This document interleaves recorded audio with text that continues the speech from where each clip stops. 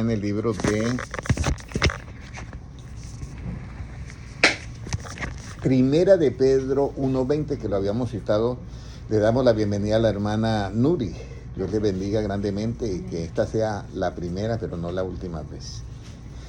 Bueno, vamos a leer en el libro de Primera de Pedro 1:20. Esto es bien importante porque Primera de Pedro 1:20 nos dice la palabra de Dios lo siguiente, ¿ya? De Pedro 1:20. Primera de Pedro 1:20, si lo puede leer hermano Gilmar. ¿Qué es lo que yo debo de entender primero para poder leer la Biblia o las Escrituras? ¿Ya? ¿Qué debo yo de entender? ¿Cómo nos dice? ¿No?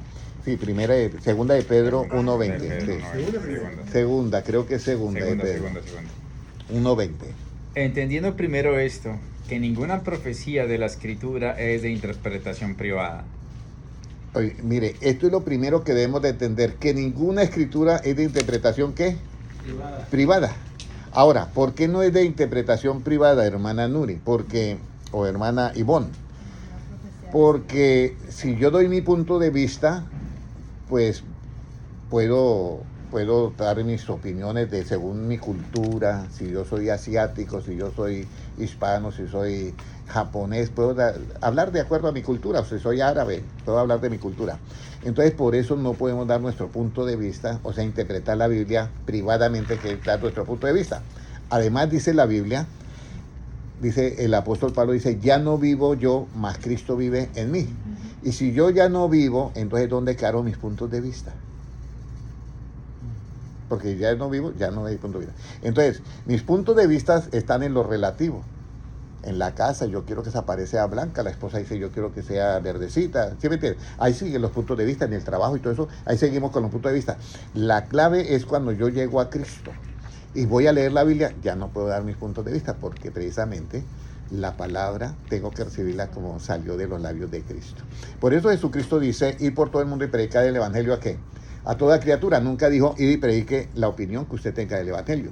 Nunca dijo, vaya y predique el concepto, vaya y predique esto. Y ahí es donde viene una cantidad de cosas que debemos de tener mucho cuidado, sobre todo en este tiempo, porque a veces por los puntos de vista pues salen unas ideas bastante equivocadas y puede la persona perder el arrebatamiento, más que todo el arrebatamiento, ¿ya? Pero las demás cosas que usted vea en las iglesias, que ve esto y ve lo otro, nosotros tenemos que enmarcarlo en que el camino de los justos es como la luz de la aurora que va en aumento hasta que el día es ¿qué? Perfecto. Entonces vamos a mirarlo así, que están en crecimiento, porque también yo estoy en crecimiento, todos estamos en crecimiento. Entonces lo miramos así y de esa manera nosotros vamos a amar a nuestros hermanos, porque ese es el mandamiento que dice. Amarás a tu prójimo como a ti mismo. Entonces, todos tienen faltas, todos tienen errores, entonces esa paciencia de nosotros nos lleva a salvar ¿qué? Nuestras almas. Por eso Jesucristo dice, o no sé quién es el apóstol Pablo, o Jesucristo, el apóstol Pablo, dice, con vuestra paciencia ganaréis ¿qué? Vuestras almas. Y Jesucristo, Pedro le dice, si un hermano te ofende, ¿cuántas veces yo debo perdonarlo? Y Pedro dice, 7. Pero digo, no, 70 veces 7. Y 70 veces 7 es coger el número 7 y escribirlo 70 veces. Eso me dio a mí como quinquillones o septellones, y yo me puse a hacer la cuenta que yo perdonando cada segundo de mi vida, cada segundo, yo perdono cada segundo, o sea, 60 veces en un minuto, y que yo viviera 100 años, no llego ni a la tercera parte de ese número, imagínense. O sea que el perdón tiene que estar continuamente. Y el martes teníamos una enseñanza sobre eso, sobre el perdón, porque es que precisamente el evangelio, Jesucristo dijo, yo he venido a buscar y a salvar lo que se había ¿qué? Perdido. Y si yo voy a condenar lo que está perdido, entonces ¿cómo voy a rescatar? Entonces se me acaba el trabajo ya. ¿Correcto? ¿Hasta ahí entendido? Sí. Bueno, ahora, como ya hemos entendido esto, entendiendo primero eso, que ninguna escritura de interpretación privada, entonces vamos a lo siguiente. Cada iglesia dice tener la verdad. ¿Usted acuerda? No, mi iglesia es la verdadera. Mi iglesia es la verdad. Entonces, ¿qué es la verdad? Uno dice, pues Jesucristo es la verdad. O sea, todo lo que es verdad Jesucristo, la persona puede decir, sí, todo lo que es verdad Jesucristo. Esta es una silla, ¿eso es verdad? Sí. Entonces, ¿eso es Jesucristo? No. Entonces, ¿qué es la verdad? Entonces hay verdades relativas y hay verdades absolutas. En la Biblia no encontramos la palabra absoluta, pero encontramos, dice, y cuando venga el Espíritu de verdad, Él os guiará ¿a qué? A toda la verdad. Esa toda verdad es la verdad absoluta. Entonces voy a poner un ejemplo para cuando nosotros leemos la verdad de la Biblia y nos enfrentamos en conferencias a hablar sobre las verdades relativas, porque todos tenemos derecho de opinar. Todos tenemos derecho de opinar cuando no se tiene el conocimiento, pues, de la mente de Cristo. Y es aceptable porque lo estamos viendo nosotros, que es en el procedimiento de que todos los hermanos están en proceso de ¿qué? De crecimiento. Entonces no podemos exigirle a alguien que venga a actuar igual como nosotros, porque es imposible. Pero sí podemos nosotros enseñar. Entonces hay algo muy claro en la palabra de Dios, que Jesucristo es el único hombre que dice: yo soy el camino, la verdad y la vida. Pero vamos a distinguir las dos verdades, la verdad que está en la Biblia y las verdades que están en el Antiguo Testamento, las relativas. Usted sabe que en el Antiguo Testamento habían cosas que cambiaron. Se decía de una manera y luego Moisés dijo: bueno, vamos a hacer de esta manera. Y fueron cambios porque era una verdad relativa. Las verdades relativas cambian. Entonces yo siempre pongo aquí, a los hermanos ya saben el ejemplo que yo pongo. Si nos vamos en una máquina del tiempo y nos encontramos con Cristóbal Colón y le preguntamos cuánto gastó él desde allá donde salió de Europa aquí a América, él va a decir en su tiempo, en su conocimiento y en su ciencia, que eran los barcos de vela, va a decir 6 meses. Y si va uno ahorita en un crucero de los que hay, va a decir 12 días o 10 días. Y si va uno en un avión jet, va a decir 12 horas. Y si es un avión supersónico, va a decir 3 horas. Ninguno de esos 4 está ¿qué? Mintiendo, están diciendo la verdad. Pero esas verdades son diferentes. Exacto, de diferente tiempo, de diferente ciencia, de diferente pensamiento, de diferente todo. Entonces, está ahí. Cuando yo estaba haciendo las conferencias con mis compañeros de filosofía y letras que estábamos estudiando con el profesor Jaime Zuleta Marín en el Colegio Nacional, entonces yo sabía que el último que tenía el último dato era el que ganaba la conferencia. Yo me di cuenta desde el comienzo. Entonces, si nosotros vamos ahorita, vamos con la hermana Nuri de Cristóbal Colón, este viaje que usted gasta 6 meses en una nave, nosotros lo hacemos en 3 horas. Él va a decir imposible. Pero un piloto del ejército de un avión supersónico lo hace en 3 horas y en menos. Pero él va a decir imposible. Entonces, esas son las verdades que son relativas. Y poner de acuerdo a Cristóbal Colón con los demás va a ser casi misión imposible. Porque él va a decir, no conoce, toca demostrarle que existe esa nave para que, oye, yo no sabía que en 3 horas y ya estoy acá en América. Entonces esas verdades esa es la verdad relativa, en este caso del viaje es subjetiva porque no la podemos tocar. Pero yo le digo, esta es una verdad relativa, la mesa. En Nuri, esta mesa está diseñada para 14 sillas, sí, 14 sillas, y es blanca, hagámosla para 20 y de color blanco. Entonces, tanto las verdades relativas objetivas y subjetivas tienen 2 características. Nunca las verdades relativas, subjetivas y objetivas son completas. Usted sabe que esta mesa pueden hacer miles y miles y sacan modelos y modelos y modelos, nunca terminan. O sea, nunca son completas ni son perfectas. Las verdades relativas, subjetivas y objetivas nunca son completas ni son perfectas. Y a lo que no es completo, yo le puedo hacer 2 cosas: agregarle o quitarle. Nada más. Y a lo que no es perfecto, yo le puedo hacer enmiendas, correcciones, modificaciones y cambios y muchas cosas más. ¿Hasta ahí todo entendido? O sea que esas verdades nunca son perfectas ni completas. El problema de cuando yo leo la Biblia y doy mi punto de vista es que caigo en esas verdades y no caigo en la verdad de Cristo. Ahora, la verdad absoluta ¿es dónde está? La verdad absoluta está en los labios de Jesucristo. Dice, los cielos y la tierra pasarán, pero mis palabras, ¿qué? Hay palabras que ya pasaron. No sé si yo siempre doy este ejemplo, pero para los hermanos que están en las redes sociales es importante. El Viper, ¿alguien usó el Viper alguna ocasión? Eso ya pasó. El Walkman pasó. El VHS pasó. El Betamax pasó. E incluso el Blu-ray, que fue el último, ya también pasó el Blu-ray ya. Entonces, esas palabras pasaron. Pero Jesucristo comenzó a predicar el Evangelio desde el año, vamos a aproximado 30. ¿Y cuál palabra de Cristo ha caído en tierra? Ninguna. Esa es la verdad absoluta, nunca cambia. Y cuando Jesucristo le dice a los discípulos y a los judíos que habían creído en él, en Juan 8:32, dice, y le dijo a los judíos que habían creído en él, si ustedes permanecen en mi palabra, o sea, en el Evangelio, en lo que él salió, que en algunas Biblias tuvieron una idea muy genial, que lo que habló Cristo lo colocaron en tinta roja. Entonces, eso es lo primero que debemos de leer y esa es la verdad absoluta. Yo predico la Biblia desde Génesis, Apocalipsis, pero que esté conforme a las palabras de ¿quién? De Cristo. Ok. Entonces, Jesucristo cuando dice, hagamos, sobre esta roca edificaré mi iglesia, Él hace es con su palabra. ¿Ya? Entonces, cuando nosotros vemos todo este andamiaje que yo les he explicado y encontramos la verdad de Cristo, entonces, ¿para qué necesitamos la verdad nosotros? Entonces viene una cantidad de preguntas. Porque uno dice, bueno, hermana Nuri, tenga este martillo. Bueno, ¿y esto para qué? ¿Para cortar qué? Entonces usted ya sabe que el martillo es para golpear los tacos, sacar las tachuelas, lo que sea. Lo mismo, la verdad, ¿para qué la necesitamos?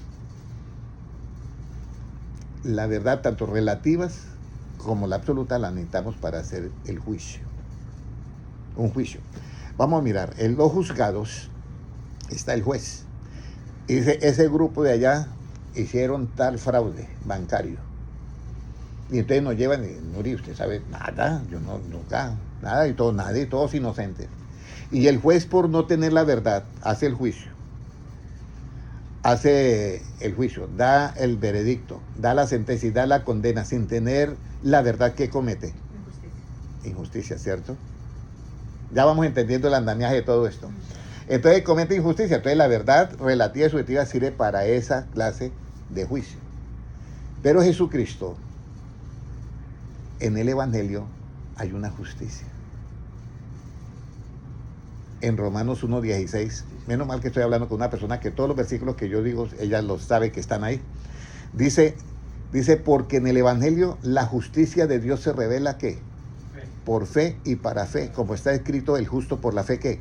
Vivirá. Entonces hay una justicia que se revela en el Evangelio que es diferente a la justicia que están en las cortes, que también Dios la dictó en el Antiguo Testamento. Las dos justicias. Entonces, la justicia que se revela en el Evangelio es por fe, se revela por fe y para fe, como está escrito, el justo por la fe vivirá. Entonces, en esa justicia no hay condenación, porque es que Jesucristo vino a buscar y a salvar lo que se había perdido. Entonces nosotros, por no tener claro estos dos conceptos, a veces los pastores, y yo cometí esos errores también, juzgamos a las personas sin misericordia. Y a veces las botan de las iglesias por problemas, ¿sí? Entonces ahí es donde viene la contradicción. Predicamos que debemos de perdonar, pero no lo practicamos. Entonces aquí es donde viene hasta dónde yo me identifico con Jesucristo y hasta dónde yo me identifico con los puntos de vista de cada iglesia que no está de acuerdo con el Evangelio de Cristo. Entonces lo que Cristo quiere no es que crezcan las congregaciones en cantidad, sino que su palabra sea la que crezca en ti y more en abundancia, como dice Colosenses, que more las palabras de Cristo en abundancia. Colosenses 2:17 creo que es. Vamos a leer, miren, porque es muy importante esto, que las palabras de Cristo moren en nosotros en abundancia, las palabras de Cristo.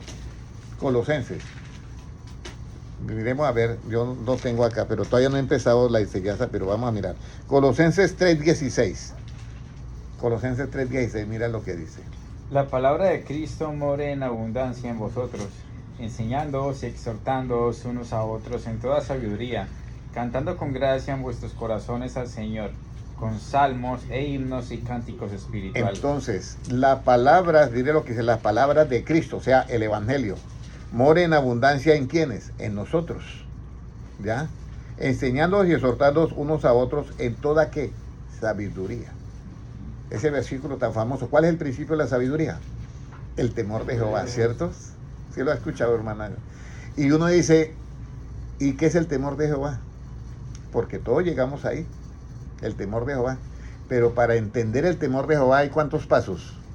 Hay 8 pasos. Y cuando yo entiendo el temor de Jehová, todo esto está en Proverbios capítulo 2, versículo del 1 al 5. Cuando yo entiendo el temor de Jehová, ¿qué hallo? El conocimiento de Dios. ¿Y el conocimiento de Dios qué es? La inteligencia. Eso es Proverbios 9, 9, 10. ¿Y la inteligencia, cuál es el efecto de la inteligencia? Apartarse del mal. Jod 28, 28. Así es que nosotros debemos de tener nuestra mente. Bienvenida, hermana Gracias. Nuri, a la mente de Cristo. Y mi deseo es que usted la adquiera totalmente, porque Él vendrá a tomarse así mismo. Entonces, ahora sí empezamos nuestro estudio. No sé si me hizo falta algo, hermano Gilmar. No me hizo falta nada. Entonces vamos a comenzar nuestro estudio, y es el peligro del cristiano en este siglo. ¿Cuál es el peligro del cristiano en este siglo? Y vamos a mirar en quiénes se manifestará lo falso. En quiénes se manifiesta lo falso. Mateo 24, 24. Mateo 24, 24. ¿En quiénes se manifiesta lo falso?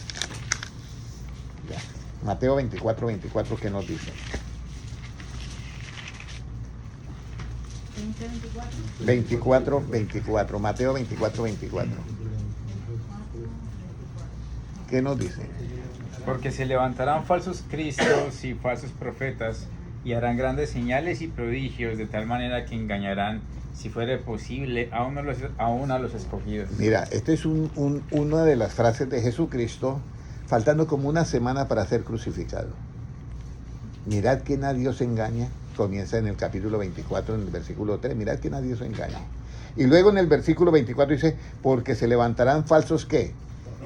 Falsos cristos. Significa falsos ¿qué? Ungidos. Falsos ungidos. Y falsos ¿qué? Profetas. Y harán grandes señales y prodigios de tal manera que engañarán, si fuere posible, aún a quienes. Este es el peligro que nosotros tenemos en este tiempo. Y desafortunadamente las iglesias han sido blanco de esto. Y aquí es donde entra nuestro lente de con qué ojos vamos a mirar esto. Y esto nos toca mirarlo con los ojos de Cristo. Por eso nosotros vemos las cosas y tenemos que muchas veces callar. Escúcheme que esto es algo muy importante. Vamos a ir a Isaías 42, 19 para ver por qué nosotros vamos a callar. Y gracias, hermano Gilman, porque hoy te sacrificaste su parte, pero bueno. ¿Cómo nos dice 42, 19? ¿Cómo nos dice? ¿Quién es ciego sino mi siervo? ¿Quién es sordo como mi mensajero que envié? ¿Quién es ciego como mi escogido y ciego como el siervo de Jehová? Que ve muchas cosas y no advierte, que abre los oídos y no oye. ¿Y qué más? Jehová se complació por amor de su justicia en magnificar la ley y engrandecerla. Mire, todo eso que él mira y observa, él mira y es ciego. Él oye y es sordo. ¿Por amor a qué? A su justicia. ¿Pero a cuál justicia? Hermana Nuri, a la que se revela en donde? En el Evangelio. A la otra no, la otra justicia miró y usted paga por eso. Pero la que se revela en el Evangelio es esa. Jesucristo encuentra una mujer adúltera y los fariseos le dicen: Maestro, esta mujer fue hallada en pleno acto de adulterio. Y la ley de Moisés manda que debe morir, ¿qué? Apedreada. Y Jesucristo dice en Mateo 5:20, yo no he venido a abrogar la ley, sino a cumplirla. Entonces Jesucristo no les presta atención al comienzo. Y como, bueno, ¿qué dices? La mujer fue allá en pleno adulterio y debe morir apedreada. Y Jesucristo estaba escribiendo en tierra. Y dice, bueno, si alguno está limpio de pecado, lance la primera piedra. Y se van todos. ¿Ya? Entonces, esa es la actitud que nosotros debemos de tener frente a algo que hay dentro de las iglesias, que a veces se forman chismes. Entonces, nuestra actitud frente a esos, nosotros debemos de actuar conforme nuestro Maestro, que es Cristo. alguien me viene a mí a decir algo, entonces yo, bueno, que esté limpio de pecado, que lance la primera piedra. Por eso es que dice, perdonándoos unos a otros. Porque es que ahí es donde está la clave de todo. No alcahuetear el pecado, que es diferente. Entonces Jesucristo le dice a la mujer, ninguno te condeno. No, ni yo tampoco te condeno. El único digno de lanzar la piedra ahí, ¿quién era? Jesucristo, ¿cierto? ¿Y por qué no la lanzó? Es la pregunta. Ahora, si usted va manejando, yo voy manejando, voy a decir, y usted trabaja en la policía, y entonces yo voy manejando y me paso la luz en rojo, y usted se da cuenta, es policía, usted viene, me pone las luces y me hace un ticket. ¿Usted está cumpliendo la ley o ejecutando la ley? Ejecutando. Y yo incumplí ¿qué? La ley. Entonces, por eso Jesucristo dijo en Mateo 5:20, yo he venido a cumplir la ley, no a ejecutarla. Porque si él lo hubiera ejecutado, entonces, ¿cómo salva lo que se había perdido? ¿Todo esto está claro para ti? Muy bien. Esto es bien importante. Por eso aquí damos un paso al frente, pero tomados de la mano con Jesucristo. Y podemos caminar mucho, kilómetros, puede usted avanzar acá, pero siempre estará usted de la mano de Jesucristo. Nunca le vamos a dar una enseñanza totalmente contraria a las palabras de Cristo. Siempre será ese ser que tú adoras en la madrugada, es el que pienso que te ha traído acá para que oigas su palabra como es. Entonces, vemos que Jesucristo dice, bueno, vendrán falsos profetas y si el engaño es tan sofisticado que pueden aún a los escogidos engañar. ¿De dónde viene la falsedad? De esos falsos cristos. ¿De dónde nace eso? ¿De dónde nace esa falsedad de falso Cristo y falso profeta? ¿De dónde nace eso? Salmo 119, 118. Ahorita estoy combinando una enseñanza pasada con esta para que los hermanos... ¿De dónde nace la falsedad, hermano José? De la moral o material al dinero. Hermano Francisco, ¿de dónde nace la falsedad? Bueno, vamos a leer. Sí. Salmo 119, 118. Mire de dónde nace la falsedad. Oyaste a todos los que se desvían de tus estatutos, porque su astucia es falsedad. Mire, la astucia es ¿qué? Falsedad. La astucia. De ahí nace, de la astucia es la falsedad. Y según Génesis 3:1, ¿quién era el ser más astuto de los que Dios creó, pero después se dañó? Porque Dios no creó, esto es también algo que hay que saberlo explicar. Dios hizo al querubín protector que perfecto, era en todos sus caminos, pero él tenía libre albedrío. Y como un juez que sabe que es secuestro, un juez sabe que es robo, un juez sabe que es todos los males, el juez lo sabe, porque tiene que saberlo para poder juzgar, pero él no lo practica. Lo mismo, los ángeles en el cielo todos sabían lo bueno y lo malo, pero ellos no lo practicaban. Pero cuando el querubín protector quiso ser igual a Dios, cometió una injusticia. ¿Por qué una injusticia? Por eso dicen, mi pueblo fue destruido porque le faltó ¿qué? Conocimiento. No alabanza. Nosotros en alabanza en toda la iglesia estamos sobrados. Luces, humo, ¿qué más pedimos? Estamos sobrados en la alabanza, buena música y todo. Pero el pueblo de Dios perece por falta de ¿qué? De conocimiento. Ese versículo ustedes lo han oído, ¿cierto? Mi pueblo perece por falta de conocimiento. Entonces, ahí nosotros vemos que el querubín protector se le olvidó un versículo, Isaías 42:10. Él dijo, yo voy a subir a lo alto y voy a hacer un trono al lado del trono y seré también un Dios. Y se olvidó de Isaías 42:10 que dice, vosotros sois mis testigos, dice Jehová. Y quiero que sepan algo, que antes de mí no fue formado Dios, ni lo será ¿qué? Después de mí. Entonces, si usted llega a la eternidad con este conocimiento de que antes de Dios no fue formado ningún otro Dios, y después de Dios no fue formado otro Dios, usted va a estar por toda la eternidad en la presencia de Dios. Pero si no llevamos eso, se puede revelar algún ángel, porque eso pasó. El querubín protector, ¿y a cuántos ángeles engañó? La tercera parte del cielo la trajo. ¿Con qué? con la cola, dice, de las estrellas. Y según la Biblia, Isaías, la cola es ¿qué? 44:6 es. 44:6. Antes de mí no fue formado Dios. No, ese es 42:10 creo. Vamos a ver. Ese es 43:10. 43:10, exactamente. Puede leerlo para que nosotros lo escuchemos. Vosotros sois mis testigos, dice Jehová, y mi siervo que yo escogí, para que me conozcáis y creáis y entendéis que yo mismo soy. Antes de mí no fue formado Dios, ni lo será después de mí. Entonces, eso tenemos que tenerlo ahí clarito. Antes de mí no fue formado Dios, ni después de mí, lo dice Dios. Está hablando ahí Jehová. Ahora, ¿de dónde viene la falsedad? ¿Recuerda? De la astucia, ¿cierto? ¿Quién era el astuto en el huerto del Edén? Satanás. Por eso hay muchos que dicen, no, es que Satanás es inteligente.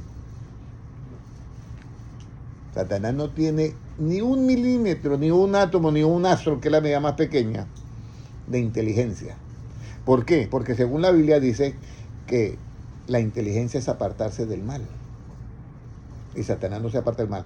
Él lo que tiene es astucia. Astucia. Y entonces esta falsedad nace de eso. Pero mi pregunta es, ¿cómo engaña Satanás en este tiempo? ¿Cómo engaña Satanás en este tiempo al pueblo cristiano o a las iglesias cristianas? ¿Cómo las engaña Satanás? Según de Tesalonicenses capítulo 2 y versículo 3. Según de Tesalonicenses capítulo 2 y versículo 3. ¿Cómo nos dice? Nadie os engañe en ninguna manera, porque no vendrá sin que antes venga la apostasía y se manifieste el hombre de pecado, el hijo de perdición. Venga, mire lo que nos dice ahí. Nadie os engañe que en ninguna manera, porque no vendrán sin que antes venga ¿qué? La apostasía. ¿Qué es la apostasía? Que tú lees la Biblia y das tu punto de vista. Entonces cambia la verdad por una mentira. Y esa es la manera como el diablo utiliza. Porque lo más abierto que está en nosotros es ¿qué? Nuestros puntos de vista. Entonces de esa manera aparece la apostasía y se manifiesta el hombre de pecado, el hijo de ¿qué? De perdición. Por eso es que nosotros debemos de hablar conforme a las Escrituras. Eso lo dice en 1 Timoteo 6:3. Si alguno enseña otra cosa y no se conforma a las sanas palabras de Jesucristo, el tal anda como Envanecido. Envanecido. Pues ya le entra el ego y que yo puedo hacer esto, yo puedo dar esto, yo puedo... No, nosotros lo único que podemos es predicar el Evangelio. Pero debemos de predicarlo conforme a las palabras de Jesucristo que está en 1 Timoteo 6:3. Conforme a las sanas palabras de nuestro Señor Jesucristo debemos de enseñar, no mis puntos de vista. Hasta ahí todo claro, hermana Danue. Entonces ahí es donde nosotros vemos que aparece la apostasía, que es abandono de lo que dice la esencia de la Biblia. Y al mismo tiempo la persona, como hacen los soldados, que es lo que cuando abandonan desertan. ¿Cómo dicen? Desertar. Entonces tú desertas de esto y te vas por tu punto de vista y al mismo tiempo abandona lo que es el punto de vista de Cristo, dejas la mente de Cristo y te vas con tus puntos de vista. Ahí viene la apostasía. Y casi es imperceptible. Es imperceptible. Ahora, los puntos de vista sí los tenemos en los relativos, ¿sí? ¿Me entiendes? Los relativos, sí. Ahora, ¿qué hace la apostasía en el hombre de pecado o en el hijo de perdición? ¿Qué hace la apostasía en el hombre de pecado o el hijo de perdición? El versículo 4, por favor. El cual se opone y se levanta contra todo lo que se llama Dios o es objeto de culto, tanto que se sienta en el templo de Dios como Dios, haciéndose pasar por Dios. Mira, usted sabe que Pablo dice, o ignoráis que vuestros cuerpos son ¿qué? Templos del Espíritu Santo, ¿ya? Pero entonces ahora aquí entra algo,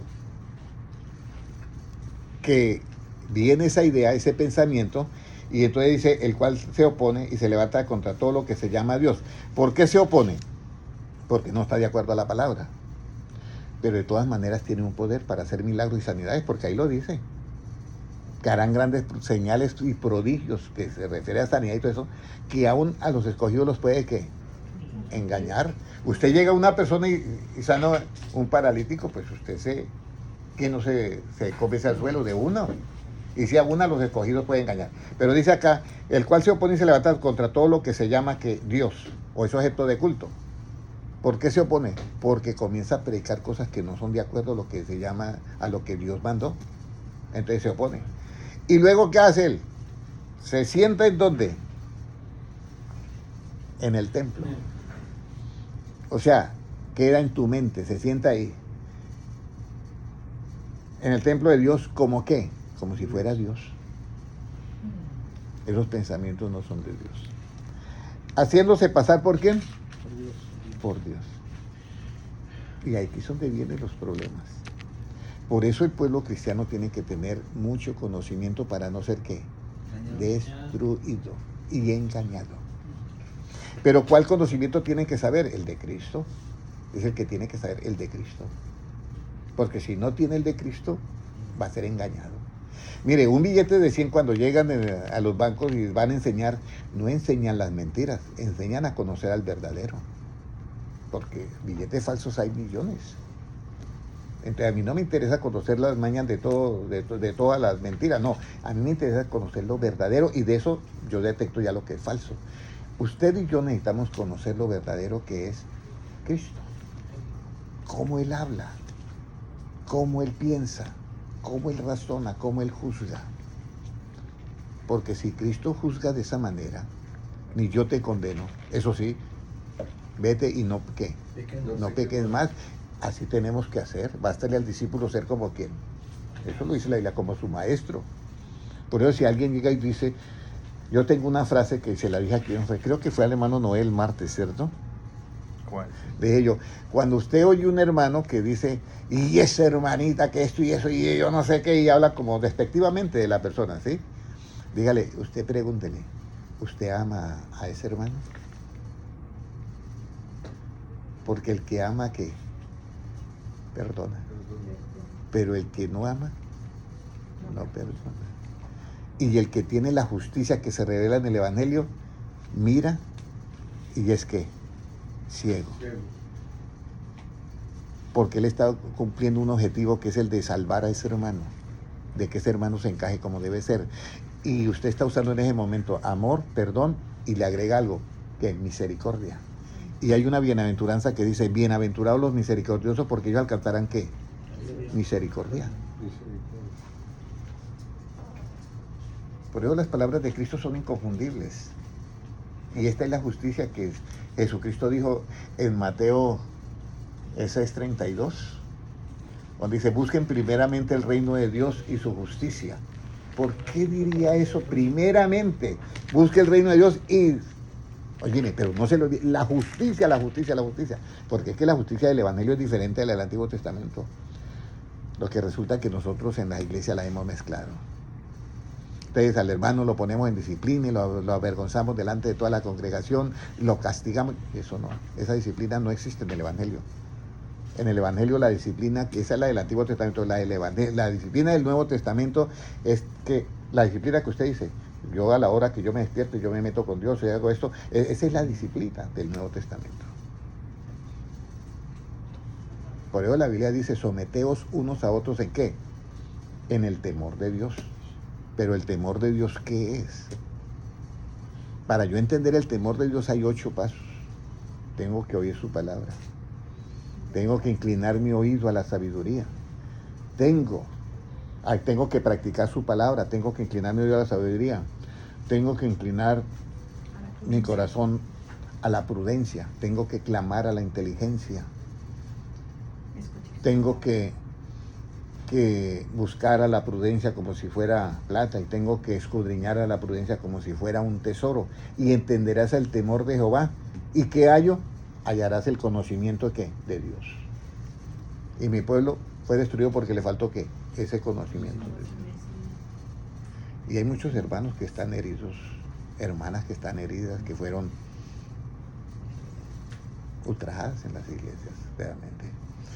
Pero por eso Dios oye las súplicas de sus hijos y los lleva donde hay esa palabra, que es un bálsamo. Las palabras de Cristo no destruyen el pecado, pero a la persona lo hace conforme a la imagen y semejanza de Él. Ok, entonces ya hemos visto que se sienta en el templo y se hace pasar como Dios, o sea, ya está engañaditos, ¿ya? Están engañaditos. Entonces, ese es bien importante que tengamos en cuenta nosotros esta parte. Ya las traen. Es importante que tengamos en cuenta esto, ¿ya? Que nosotros tenemos que identificarnos con quién, con Cristo. Ustedes ya notamos dónde entra la parte de la falsedad. Cuando nosotros, todo se hace pasar por Dios, pues claro, nos comemos el anzuelo, porque si actúa como Dios y se hace pasar por Dios, pues pensamos que es de Dios. Y actúa como Dios, eso es pero tremendo. Porque no actúa como un borracho, actúa como Dios. Y ahora viene la siguiente pregunta. ¿Cuál es la advertencia de Cristo sobre estos Cristos falsos y profetas falsos? Mateo 24, 23. ¿Cuál es la advertencia? Mire lo que dice. No creáis ni vayáis. Esa es la advertencia. Y yo siempre me pregunté por qué Cristo utiliza esas dos frases. No creáis ni vayáis. ¿Cómo nos dice Mateo 24, 23? Entonces, si alguno dijere, mirad, aquí está el Cristo, o mirad, allí está, no lo creáis. Mire, si no lo creáis, si alguien dice, mira, aquí está el... No lo creáis, porque se levantarán esto y esto y esto, ni vayan allá. Ahora, ¿cómo nosotros, los falsos cristos y los falsos profetas, su advenimiento es por obra de quién? Según de Tesalonicenses 2:8, todos esos falsos profetas y falsos cristos es por advenimiento de quién. Mire lo que dice acá. Y entonces se manifestará aquel inicuo a quien el Señor matará con el espíritu de su boca y destruirá con el resplandor de su venida. Ok, ahora el 2:9. Inicuo cuyo advenimiento es por obra de Satanás, con gran poder y señales y prodigios mentirosos. Entonces ahí tenemos nosotros que Satanás engaña a quienes, a estos últimos falsos profetas y falsos cristos. Y su advenimiento es por obra de quién, de Satanás. Mira, eso está increíble, porque ahí en la palabra está eso súper increíble. Entonces dice, inicuo cuyo advenimiento es por obra de Satanás con poder, y mire, con gran poder, señales y prodigios que mentiró, y ahí se cumple lo que dijo Cristo, vendrá con señales y qué, y con prodigios mentirosos o falsos, que aún posible engañará a quienes, a los escogidos. Entonces, no que haya otro evangelio, dice el apóstol Pablo, pero predican otro evangelio. No que haya otra fe, pero predican otra fe. No que haya otro espíritu, pero andan con otro espíritu. Ahora, ¿qué no reciben los que se pierden? Según el Tesalonicenses 2:10, y aquí volvemos al origen de la cosa. ¿Qué no reciben los que se pierden? Los que son ese advenimiento de todas estas cosas falsas, pero ¿qué es lo que no reciben? Segunda de 2:10, ¿qué dice? Y con todo engaño de iniquidad para los que se pierden, por cuanto no recibieron el amor de la verdad para ser salvos. El amor de la verdad. ¿De la verdad de quién? De Cristo. Entonces aquí es donde se pierde la verdad de quién, de Cristo. ¿Y cuál es la verdad de Cristo? ¿Cuál es la verdad de Cristo? Efesios 1:13. Habiendo oído la palabra de verdad, ¿qué? El evangelio. Esa es la verdad de Cristo. El evangelio. ¿Y qué es el evangelio, hermana Nuri? ¿Qué es el evangelio? El evangelio es todo lo que salió de los labios de quién, de Jesucristo. Ese es el evangelio. Lo que salió de los labios de Jesucristo, ese es el evangelio. Entonces, dice, habiendo oído la palabra de verdad, que el evangelio. Pero ¿qué le pasa a todos estos falsos profetas y falsos cristos? El versículo 10 nuevamente. Y con todo engaño de iniquidad para los que se pierden, por cuanto no recibieron el amor de la verdad para ser salvos. El amor de la verdad. ¿Y cuál es esa verdad? El evangelio. Efesios 1:13, habiendo oído, dice, habiendo oído el evangelio, dice, la palabra de verdad, el evangelio, 1:13. ¿Ya? Entonces, ese es el evangelio, ese es de Cristo, pero no reciben las palabras de Cristo. Entonces les entra otro espíritu, otras verdades. Y ahí está. Cuando sea el arrebatamiento, sale a la luz todo. ¿Qué es lo que nosotros perseguimos? Ir a una iglesia, ¿qué es lo que perseguimos? En un principio, cuando yo no tenía definidas las cosas, entonces uno persigue las posiciones de ahí. Que tocar el piano, bueno, yo toqué el piano, eso, porque es parte de un grupo de música, de todo, pero yo miraba que todo se volvía como mucho superficial. Y yo comencé a entender que seguir a Cristo no era eso. Jesucristo nunca andaba con coreografías. Los apóstoles no eran coreógrafos para arriba y para abajo con un grupo de coreografía. Lo que él andaba era predicando ¿qué? El Evangelio. Encontramos que él cantaba un himno. Cuando la noche que salió la Pascua, cantó un himno, que era el Salmo donde decía que él iba a ser, era el Cordero, que iba a morir por todos los pecados del mundo. Pero Jesucristo no andaba que con los shofars tocándolos a cada momento, que toquen el shofar, que este está endemoniado y tiene una legión, que vamos a liberarlo con el shofar. No. Esas son ideas que no están en la Biblia, que no están en los labios de Jesucristo. El shofar es un instrumento igual como el otro, toque o no lo toque, no tiene nada que ver en el asunto espiritual. Es un instrumento igual como la trompeta o el saxo, ahora que están ya mecanizados, vamos a decirlo. Por eso nosotros tenemos que tener mucho cuidado con nuestros puntos de vista. Y tener mucho cuidado porque estamos en los tiempos ¿qué? Finales. Bueno, me he tenido que saltar un poquito. Ahora, además de no recibir el amor de la verdad para ser salvo, ¿qué más no reciben? Ahora el versículo 13, 2 de Tesalonicenses 2:13. Además de que no reciben el amor de la verdad, ¿qué más no reciben? Pero nosotros debemos dar siempre gracias a Dios respecto a vosotros, hermanos amados por el Señor, de que Dios os haya escogido desde el principio para salvación mediante la santificación por el Espíritu y la fe en la verdad. No reciben la santificación, ¿por qué? Por el Espíritu. ¿Y la fe qué? En la verdad. Por eso Jesucristo es el único que dice, yo soy el camino, la verdad y la vida. Los apóstoles todos predican de acuerdo a Cristo. Por ahí algunos detallitos, pero está dentro del crecimiento, ¿ya? Entonces, lo que no reciben es la santificación. ¿Cómo nosotros somos santificados? Juan 17:17, hermano. ¿Cómo somos santificados nosotros? Juan 17:17, ¿cómo somos santificados? Santifícalos en tu verdad, tu palabra es verdad. Mire, santifícalos ¿en qué? Nosotros somos santificados por la verdad. Cuando entra la verdad de Cristo en nosotros, ¿se va qué? La mentira. Entonces nosotros nos santificamos, es así por las palabras de Cristo, por la verdad de Cristo. Santifícalos ¿en qué? En tu verdad. Tu palabra es verdad. El Evangelio de Cristo, así somos santificados. Y dice, y la fe en la verdad. Ahora, ¿mediante qué somos santificados? Mientras la palabra. Al ser santificados por la voluntad y libres por la verdad, venimos a hacer ¿qué? ¿Y qué vamos a tener por fruto? Romanos 6:22. Al ser santificados por la verdad y haber sido libres por la verdad, venimos a hacer qué y vamos a tener qué clase de fruto. Romanos 6:22. Me tocó acelerar ahora. Mas ahora que habéis sido libertados del pecado y hechos siervos de Dios, tenéis por vuestro fruto la santificación y como fin la vida eterna. Entonces el fruto de nosotros es ¿qué? La santificación. Y por fin, el fin de nosotros, pues la vida eterna, es lo que perseguimos, la vida eterna. Y ahora, ¿qué significa siervos de Dios? Porque dice, mas ahora habéis sido libertados del pecado y hechos ¿qué? Siervos de Dios. Damos la enseñanza de que para ser amigos de Cristo primero tenemos que ser siervos. Porque Jesucristo dijo, ya no llamaré siervos sino amigos. ¿Y por qué amigos? Porque hacen todo lo que yo les mando. Qué bueno. Entonces, ¿cómo somos siervos nosotros de Dios? 1 Corintios 7:22, ¿qué significa ser siervos de Dios? 1 Corintios 7:22. Siervos de Dios.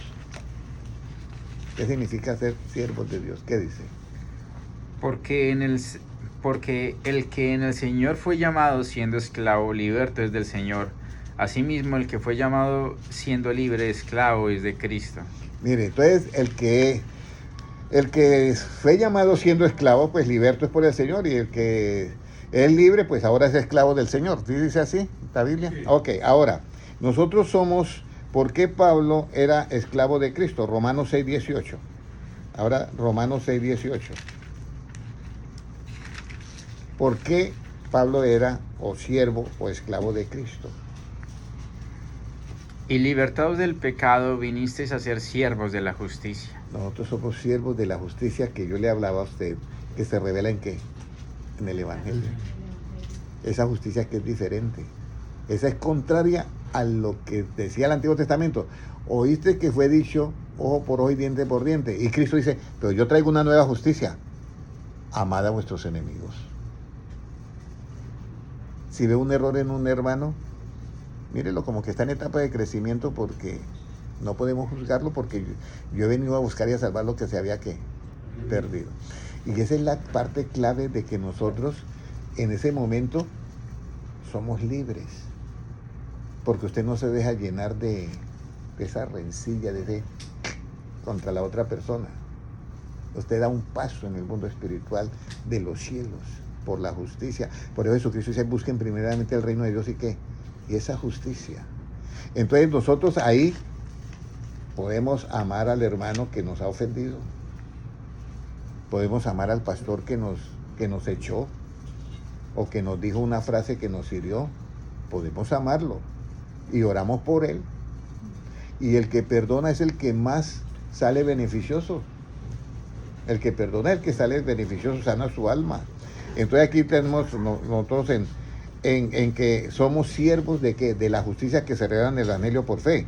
Ahora, ¿cuál es el fruto de ser siervo de esa justicia? Efesios 4:24. Que volvemos a ver, con esa justicia que se revela en el Evangelio es que se crea el nuevo hombre según Dios, el que es creado. Mire cómo dice Efesios 4:24. Y vestidos del nuevo hombre, creados según Dios en la justicia y santidad de la verdad. Mira. Y vestidos, hermana Nuri, vestidos del nuevo hombre. ¿Creado quién? Según Dios, ¿en qué? Aparece la justicia que revela en el Evangelio por fe. ¿Y en santidad de qué? Y santidad de la verdad. ¿De acuerdo que leímos Juan 17:17? Santifícalos en tu verdad. Ahí está santidad de la verdad. Y ahí se está formando en nosotros el nuevo hombre conforme a su imagen y qué. Y semejanza. ¿Cómo nos sometemos ahora? ¿Cómo perfecciona la santidad de la verdad? ¿Cómo se perfecciona esa santidad? ¿Cómo perfeccionamos en nosotros la santidad? 2 Corintios 7:1. O sea, por eso es que esto es un laberinto. Sí, ya notó la diferencia, ¿cierto? Ya notó la diferencia. Y por eso es que el pueblo de Dios comete tantos errores. ¿Y cómo yo le voy a pedir? Voy a poner un ejemplo. ¿Por qué yo debo sentir misericordia con mis hermanos, con todos? Porque falta conocimiento. ¿Cómo le va a pedir usted a un niño que se porte como un adulto si él ya no tiene ese conocimiento? Entonces, ¿cómo perfeccionamos la santidad de la verdad?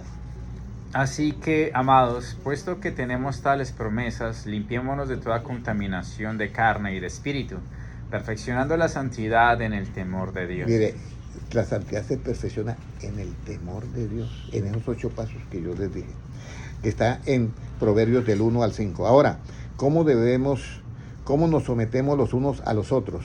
Efesios 5:21, ¿cómo nos sometemos los unos a los otros? O sea, ¿cómo yo puedo, miro algo raro, callo, oro, va bien por mi hermano? Pero ¿cómo yo me someto al hermano y cómo ese hermano se somete a mí? Todos nos sometemos ¿en qué? No en que yo soy el hombre o que usted es la mujer. No, mire lo que dice ahí. Someteos uno a otro ¿en qué? En el temor de Dios. En el temor de Dios. Por eso es conocimiento. Y ahora viene ya para finalizar. ¿Cómo debemos de ocuparnos de nuestra salvación? Filipenses 2:12 hasta el 16 y terminamos. Filipenses 2:12 hasta el 16. ¿Cómo nos dice? Por tanto, amados míos, como siempre habéis obedecido, no como en mi presencia solamente, sino mucho más ahora en mi ausencia, ocupaos en vuestra salvación con temor y temblor, porque Dios es el que en vosotros produce así el querer como el hacer, por su buena voluntad. Entonces, sí, siga leyendo hasta el... ¿Cómo leía? Ahí, ¿sigo? Sí, yo le dije hasta el 22, ¿fue que yo dije? 12, el 12. Hasta el 16. Haced todo sin murmuraciones y contiendas, para que seáis irreprensibles y sencillos, hijos de Dios sin mancha en medio de una generación maligna y perversa, en medio de la cual resplandecéis como luminares en el mundo, asidos de la palabra de vida, para que en el día de Cristo yo pueda gloriarme de que no he corrido en vano, ni en vano he trabajado. Óyeme, qué bonito ese versículo. Mire, dice, hacelo todo sin qué, sin murmuraciones. Y usted sabe que esa murmuración nos acompaña mucho. Y entonces dice, hacelo sin murmuraciones. Y Pablo dice, bueno, para que en el día del Señor yo por lo menos me lleve una sorpresa de que no he trabajado en vano. Porque estoy predicando, pero los veo todavía muy niños. Usted sabe que los niños pelean por cualquier cosa, ¿cierto? Pero los niños tienen una ventaja que no la tienen los adultos. Que ellos pelean, pero al momentico que nada. Pero los adultos sí guardan sus recursitos. Entonces ahí es donde viene el problema. Entonces por eso nosotros debemos de ocuparnos en nuestra salvación. Eso es, pero nosotros nos ocupamos más que todo en los negocios y en otras cosas. Y nosotros debemos ocuparnos en nuestra salvación. Y ahí está. No nos olvidemos esa última cita bíblica. ¿Cuál era? De Efesios 5:20. No. Era que... Era... No, la última era cita bíblica. La de Filipenses, ¿no era? Filipenses 2:12 al 16. Filipenses 2:12. Ahora que lleguen a sus casas, ya en la madrugada, cuando usted, Filipenses 2:16, y léalo, y ya. Recuerde que esa es la 2:12 al 16. Filipenses 2:12 al 16. Bueno, vamos a hacer la oración porque ya no se nos pasó el tiempo. Vamos a orar. Padre Celestial, te damos gracias por tu palabra, porque tenemos una garantía en tu palabra, como dice en Isaías 55:11. Así la palabra que sale de mi boca no volverá a mí vacía, sino que hará lo que se le ha mandado hacer. Gracias, Señor, porque tu palabra la hemos recibido hoy y sabemos que esa palabra obrará en nuestras vidas para bien y nos hará, Señor, ese nuevo hombre conforme, según creado Dios, en justicia y santidad de la verdad. Te presentamos, Señor, a todas las personas que estuvieron conectados por las redes sociales, los que mirarán en diferido en los 4 canales de YouTube, los presentamos, y a todo este grupo, Señor, que está aquí en esta conferencia, los presentamos ante ti. Señor, guarda a tus hijos, a los que buscan tu rostro, Señor, a los que te adoran, a los que oran, a los que te alaban, Señor. Guárdalos en este tiempo de tanto engaño que hay. Señor, guárdanos como la niña de tus ojos, Padre Celestial, porque tuyo es el reino, el poder y la gloria por los siglos de los siglos. Amén. Un abrazo para todos, Dios les bendiga grandemente. Un saludo para los hermanos en YouTube.